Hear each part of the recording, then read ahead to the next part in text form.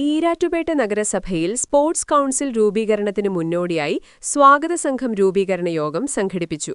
നടക്കൽ സ്പോർട്ടിഗോ ടർഫിൽ കൂടിയ രൂപീകരണ യോഗത്തിൽ വിവിധ മേഖലകളിലെ നിരവധി പേർ പങ്കെടുത്തു. നഗരസഭാ കൗൺസിലർ CP ബാസിത്ത് സ്വാഗതം പറഞ്ഞു. നഗരസഭാ ചെയർപേഴ്സൺ അഡ്വക്കേറ്റ് VP നാസർ അധ്യക്ഷത വഹിച്ചു. ഈരാറ്റുപേട്ടയിൽ നിന്നും വിവിധ കായിക മേഖലയിൽ വളർന്നുവരുന്ന വിദ്യാർത്ഥികൾക്കും യുവജനങ്ങൾക്കും അവരുടെ കരിയർ മെച്ചപ്പെടുത്തുന്നതിനുവേണ്ടി കോച്ചിംഗ് ക്ലാസുകളും നഗരസഭാ തലത്തിലുള്ള പ്രോത്സാഹനങ്ങളും ആരംഭിക്കുക, ഈരാറ്റുപേട്ടയിൽ നിന്നും കായിക താരങ്ങളെ വളർത്തിയെടുക്കുക, കായിക പ്രേമികൾ ഏറ്റവും കൂടുതൽ ആഗ്രഹിക്കുന്ന ഒരു സ്റ്റേഡിയം എന്ന സ്വപ്നം യാഥാർത്ഥ്യമാക്കുക തുടങ്ങിയവയാണ് സ്പോർട്സ് കൗൺസിൽ കൊണ്ട് ഉദ്ദേശിക്കുന്നതെന്ന് ചെയർപേഴ്സൺ പറഞ്ഞു. നഗരസഭാ കൗൺസിലർമാരായ Absar Murikkolil, Savad EA, Subair Vellappally, standing committee ചെയർപേഴ്സൺമാരായ റൈന നൌഫൽ, ബീമ നാസർ, വ്യാപാരി വ്യവസായി ഏകോപന സമിതി യൂണിറ്റ് പ്രസിഡന്റ് AMA ഖാദർ, വിവിധ കക്ഷി നേതാക്കളായ KA Muhammad Hashim, Haseeb Veliyath, Hashim Pulikkeel, Kerala volleyball association executive member Jabbar തുടങ്ങിയവർ സംസാരിച്ചു. 50ഓളം പേരടങ്ങിയ സ്വാഗത സംഘം കമ്മിറ്റിയെ തെരഞ്ഞെടുത്തു. അടുത്തയാഴ്ച നഗരസഭാ ഓഫീസിൽ കൂടുന്ന യോഗത്തിൽ സ്വാഗത സംഘം ഭാരവാഹികളെ തെരഞ്ഞെടുക്കും. നമ്മുടെ ഒരു തുടക്കമാണ്. നമ്മുടെ നാടിൻ്റെ ചരിത്രത്തിൻ്റെ കായിക രംഗത്തെ ചരിത്രത്തിൽ സുവർണ ലിപികളാൽ രേഖപ്പെടുത്തേണ്ട ഒരു കൂട്ടായ്മയായി ഈ കൂട്ടായ്മ മാറണം എന്നാണ് എനിക്ക് ആദ്യം തന്നെ നിങ്ങളോട് അപേക്ഷിക്കാറ്. പ്രിയമുള്ളവരെ, ഈരാറ്റുപേട്ട എന്ന് പറയുന്ന നമ്മുടെ നാട്, നമുക്കറിയാം, കായിക രംഗത്ത് ഒരുപാട് കാലങ്ങളായി നന്നായി മികവ് തെളിയിച്ച ഒരുപാട് കായിക താരങ്ങളുള്ള നാടാണ്. അതുപോലെ തന്നെ വളരെ ചെറുപ്പം മുതൽ സ്കൂൾ കുട്ടി LP ക്ലാസ് മുതൽ സ്പോർട്സ് രംഗത്ത് നല്ല താല്പര്യമുള്ള ഒട്ടനേകം വിദ്യാർത്ഥികളുള്ള നാടാണ് നമ്മുടെ നാട്. ഒരു കാലഘട്ടത്തിൽ ഈരാറ്റുപേട്ടയിൽ നിന്നുള്ള വോളിബോൾ ടീമും ക്രിക്കറ്റ് ടീമും ഒക്കെ കേരള സംസ്ഥാനത്തിൻ്റെ പല മേഖലകളിലും പോയി മത്സരിച്ച് ടൂർണമെൻറ്റിൽ പങ്കെടുത്ത് വിജയികളായി കടന്നു വന്ന ഓർമ്മകൾ നമുക്കുണ്ട്. അതിൻ്റെ ബാക്കി പത്രമായിട്ടാണ് ഈരാറ്റുപേട്ടയിൽ ഈ ടർഫ് പോലെയുള്ള കളിസ്ഥലങ്ങൾ, മറ്റനേകം കളിസ്ഥലങ്ങളൊക്കെ വന്നിട്ടുള്ളത്. നഗരസഭയുടെ നേതൃത്വത്തിൽ ഇത്തരത്തിലൊരു മീറ്റിംഗ് വിളിച്ചു കൂട്ടാനുണ്ടായ ഒരു ചിന്ത മറ്റൊന്നുമല്ല. നമുക്കറിയാം, കായിക രംഗത്ത് ഒരുപാട് പ്രവർത്തനങ്ങൾ ഇവിടെ നടക്കുന്നുണ്ട്. അത് ഫുട്ബോൾ ആണെങ്കിലും വോളിബോൾ ആണെങ്കിലും ബാഡ്മിൻ്റൺ ആണെങ്കിലും മറ്റ് വ്യക്തിഗത കായിക ഇനങ്ങളായ അത്ലറ്റിക്സ്, ഓട്ടം ചാട്ടം, ജാവലിൻ, അങ്ങനെ ഓരോ ഐറ്റംസ്, ഇപ്പം കരാട്ടെ, പിന്നെ ചെസ്സ്, അങ്ങനെ അടക്കമുള്ള വടംവലി അടക്കമുള്ള ഒരുപാട് കായിക ഇനങ്ങൾ വളരെ നന്നായി കൂട്ടായും ക്ലബിൻ്റെ അടിസ്ഥാനത്തിലുമൊക്കെ നടന്നു വരുന്നുണ്ട്. അപ്പോൾ അതിനൊക്കെ വേണ്ടിയിട്ടുള്ള ഒരു കോമൺ പ്ലാറ്റ്ഫോം, ഒരു പൊതു സംവിധാനം, ആ ഒരു പൊതു സംവിധാനം ഉണ്ടാവണമെങ്കിൽ അതിന് ഏറ്റവും ആപ്റ്റായിട്ടുള്ള ഒരു വേദി എന്ന് പറയുന്നത് പ്രാദേശിക ഭരണകൂടമാണ്.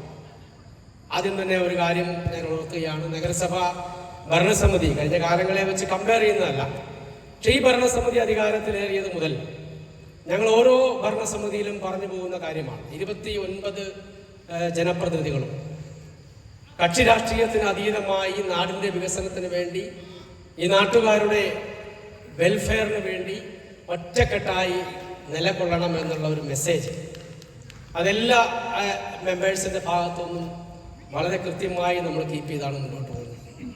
ആ നിലയിൽ നല്ല ആരോഗ്യപരമായ ചർച്ചകൾ നഗരസഭയിൽ നടക്കാറുണ്ട്. വിഷയത്തിൻ്റെ ഒരു കാര്യം നമ്മളൊന്ന് പ്രസന്റ് ചെയ്യാൻ വേണ്ടിയാണ് ഈ കാര്യങ്ങളൊക്കെ പറഞ്ഞു വരുന്നത്.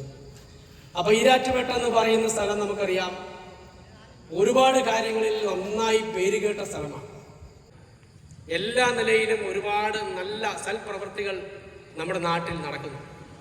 അപ്പോൾ ഇത്തരത്തിലൊരു കായിക കൂട്ടായ്മ നഗരസഭയുടെ നേതൃത്വത്തിൽ വരണം എന്നുള്ള ഒരു ചിന്തയാണ് നഗരസഭയുടെ കൗൺസിലേഴ്സിനോടൊക്കെ നമ്മൾ ഷെയർ ചെയ്തിട്ട് ഇത്തരത്തിലൊരു കൂട്ടായ്മ ഇവിടെ വിളിച്ചു ചേർത്തു.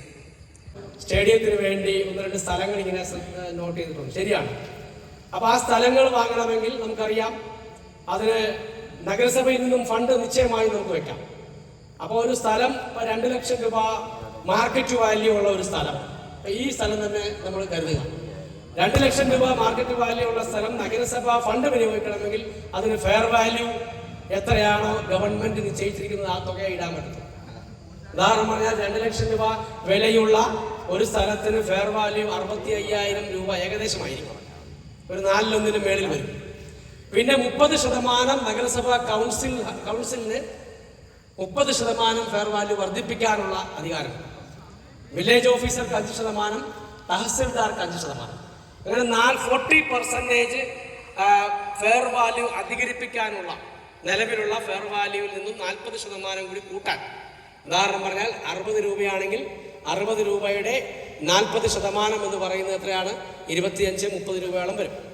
ആ തുകയും കൂടി വർദ്ധിച്ചാൽ ഏതാണ്ട് പകുതിയോടടുത്ത തുക നഗരസഭയ്ക്ക് നമുക്ക് എന്ത് ചെയ്യാം? സ്റ്റേഡിയം വാങ്ങാൻ വേണ്ടി ഫണ്ട് വെക്കാം. ബാക്കി ഫണ്ട് നമുക്ക് എന്ത് ചെയ്യണം? എല്ലാവരെയും ചേർത്ത് നിർത്തിക്കൊണ്ട് ഒരു ഫണ്ട് കളക്ഷൻ നടത്തി നഗരസഭയുടെ ഫണ്ടും പബ്ലിക് ഫണ്ടും കൂടെ ചേർത്ത് പിന്നെ സംസ്ഥാന സർക്കാരിൻ്റെ ഫണ്ട് ലഭ്യമാവുമെങ്കിൽ അതിനെക്കുറിച്ച് പഠിച്ച അത്തരത്തിലുള്ള കാര്യങ്ങളൊക്കെ നമ്മൾ പഠിച്ചു മനസ്സിലാക്കി എന്തായാലും എൻ്റെ കാഴ്ചപ്പാടിൽ ഒരു 2 വർഷത്തിനുള്ളിൽ നമുക്ക് ഈരാറ്റുപേട്ടയിൽ സ്റ്റേഡിയം യാഥാർത്ഥ്യമാക്കണമെന്നുള്ള ഒരു മനസ്സാണ് നമുക്ക്. അതുകൊണ്ട് വെച്ചാൽ എന്ത് ചെയ്യാം? ഈ തരത്തിലുള്ള പ്ലാറ്റ്ഫോമുകളൊക്കെ നമുക്ക് ഉയർത്തിക്കൊണ്ടുവരാൻ പറ്റും.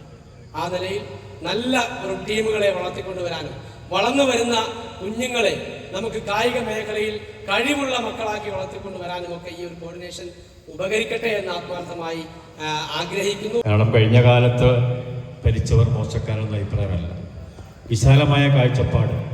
അതാണ് നമ്മുടെ നാടിന് ഏറ്റവും വലിയ പുരോഗതി ലഭിക്കുന്നത്. വിശാലമായ കാഴ്ചപ്പാടോടുകൂടി എല്ലാവരെയും ഒരുമിച്ച് നിർത്തി ഭരണ പ്രതിപക്ഷമില്ലാതെ മുന്നോട്ട് പോകുമ്പോഴാണ് നമ്മൾ ഒരു നാട് വളരുന്നത്. കാലങ്ങളായി നമ്മൾ പല ആളുകളും എം പിമാരും MLA-മാരും പല കൗൺസിലേഷൻ ചെയർമാന്മാരും ഒക്കെ നമ്മുടെ നാട് ഭരിച്ചു. പക്ഷേ അതിൻ്റെ ഈ ഒരു സ്റ്റേഡിയം എന്ന ഒരു രീതിയിലേക്ക് അതിൻ്റെ ശ്രദ്ധ കൊണ്ടുപോകാൻ നമുക്ക് സാധിച്ചില്ല. അവരുടെ ഒരു കുഴപ്പമായിട്ട് അതിനെ ഒരിക്കലും കാണാൻ പാടില്ല. നാട്ടിലെ എല്ലാവർക്കും അതിൻ്റെ ഒരു ഉത്തരവാദിത്വമുണ്ട്. ഇവിടെ സ്വാഗതം പറഞ്ഞവരും ശ്രീനാസറും ഒക്കെ പല കാര്യങ്ങൾ സൂചിപ്പിച്ചതിലേക്കൊന്നും ഞാൻ കടന്നു പോകുന്നില്ല. ഏതായാലും നാളുകളായി മുനിസിപ്പാലിറ്റിയുടെ കീഴിൽ വിവിധ വോളിബോളും മറ്റ് എല്ലാ കായിക കലാ സംവിധാനങ്ങളൊക്കെ മുന്നോട്ട് പോകുന്നു. പക്ഷേ ഒരു സ്റ്റേഡിയം ഇല്ല എന്നുള്ളത് ഏറ്റവും വലിയൊരു കുറവാണ്. അത് ഏതായാലും ഈ പ്രിയപ്പെട്ട ചെയർമാൻ 2 വർഷം എന്ന് പറഞ്ഞത് എൻ്റെ ഒരു അഭിപ്രായം 1 വർഷത്തിനുള്ളിൽ എന്ന് മാറ്റിയാൽ മാത്രമേ നമുക്ക് 2 വർഷം കഴിയുമ്പോൾ നടപ്പാക്കാൻ പറ്റുകയുള്ളൂ.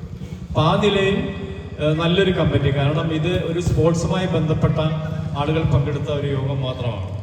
അപ്പം നിരവധി ക്ലബ്ബുകൾ ഈരാറ്റുപേട്ടയിലുണ്ട്. നിരവധി സ്പോർട്സ് അല്ലാതെ പ്രവർത്തിക്കുന്ന ക്ലബ്ബുകൾ, സാമൂഹിക സംഘടനകൾ എല്ലാവരെയും പള്ളി അടക്കമുള്ള അല്ലെങ്കിൽ ആ രീതിയിലുള്ള മുഴുവൻ ആളുകളെയും പങ്കെടുപ്പിച്ച് വിശാലമായ ഒരു കമ്മിറ്റി ഉണ്ടാക്കി. അത് എപ്പോഴും എൻ്റെ ഒരു അഭിപ്രായം എന്ന് പറയുന്നത് മുനിസിപ്പാലിറ്റിയുടെ കീഴിലായിരിക്കണം ആ സ്റ്റേഡിയം എന്നുള്ള അഭിപ്രായമാണ് എനിക്ക് പറയുവാനുള്ളത്. ആ എല്ലാവരെയും ഒരുമിച്ച് നിർത്തുവാനുള്ള ഒരു മനസ്സ്, ഒരുമിച്ച് നിൽക്കുവാനുള്ള ഒരു മനസ്സ് നമ്മുടെ മുനിസിപ്പാലിറ്റിയിലെ എല്ലാ മെമ്പേഴ്സിനും ഉണ്ട് എന്നുള്ളതാണ്.